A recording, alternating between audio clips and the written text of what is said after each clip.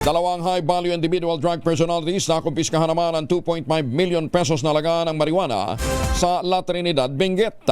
Detalye ng balita mula kay Romy Gonzalez sa Rich 41 ay Bagnabigat, Romy. Abot sa 2.5 milyong piso ang halaga ng marijuana ang nakumpiska ng mga otoridad sa dalawang high-value individual drug personalities sa ikinasang bypass operation sa Betag, La Trinidad, Benguet kahapon.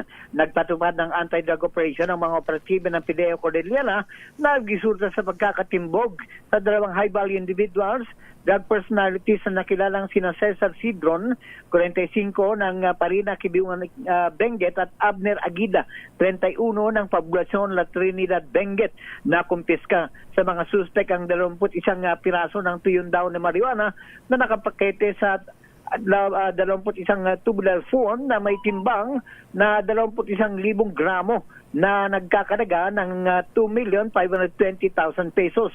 Nasamsam din ng mga otoridad ang isang Tamaraw FX na ginamit ng dalawang suspect sa pagbiyahe sa mga kontrabando na kanilang ibenta sa isang operatiba ng PIDEA na nagpanggap na poster buyer. Ang mga suspect na nasa custody ng PIDEA Cordillera ay sasampaan ng kasong paglabag sa Republic Act 9165 o Comprehensive Dangerous Drugs Act of 2002.